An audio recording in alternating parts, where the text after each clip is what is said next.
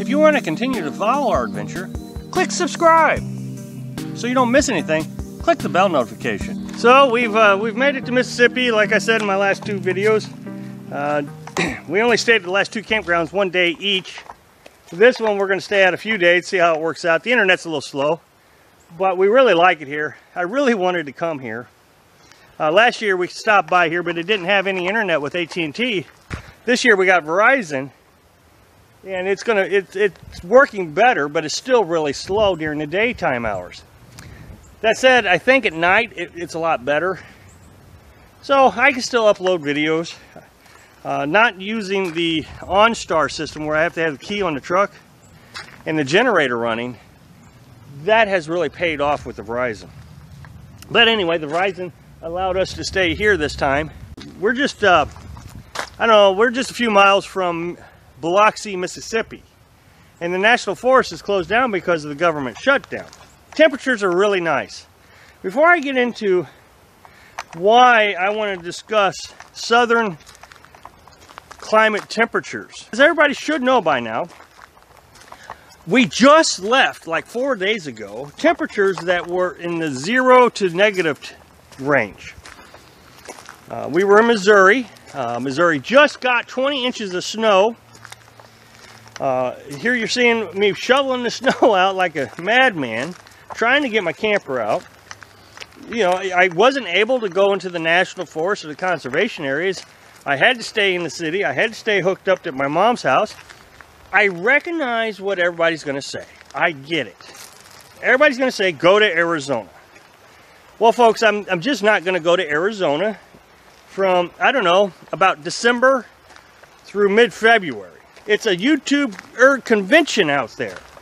Everybody says, oh, you can get away from it, but I've not seen any videos where anybody is getting away from it. You go on a quartzsite, for example, and you know you got people everywhere. You know, going grocery shopping or going to get propane or fill your tanks or get water. It just seems like there's people everywhere.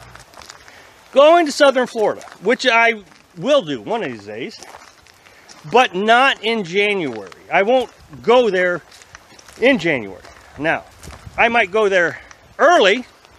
I might go there in October and stay through January. That might be an option, if I can figure out how to do that.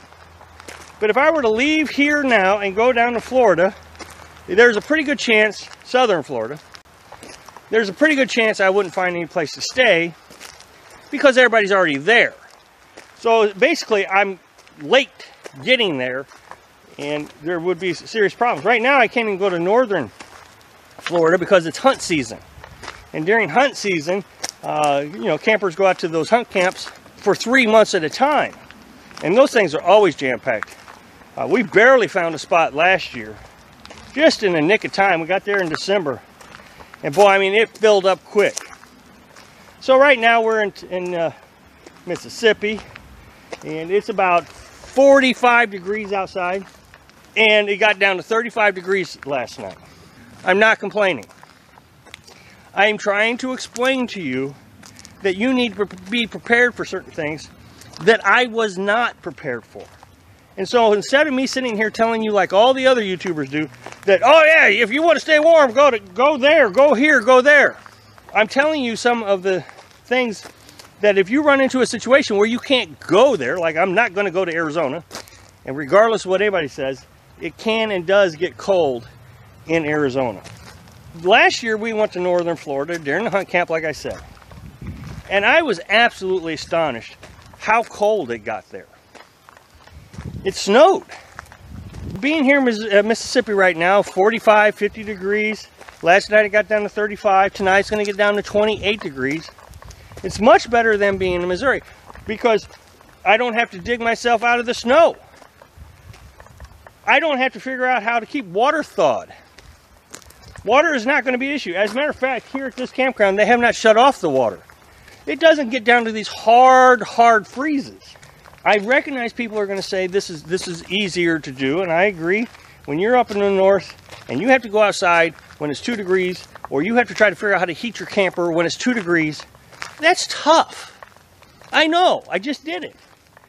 But you come down here and it's still chilly. It's still cold. So when you go to sleep at night, you still may want to turn on the heater. Sleeping in 35-degree temperature, I don't know anybody who does that. I didn't do it. You know, I would turn down the heater at night in my house, but I turned it down to 55 degrees, not 35 degrees. So I wanted to try to get you to understand in your head, picture this, that when you wake up in the morning, it's 35 degrees. It's cold. Now, you can run the heater. That is an option for you. I get it. And everybody's going to have, oh yeah, you got to have a diesel heater, you got to have a wood stove. Okay? You got to have those things. But that's what I'm trying to say is you got to have those things even down here if you're going to run heat. You're going to have a diesel heater running or wood stove. A lot of people tell me they're going to get a wood stove.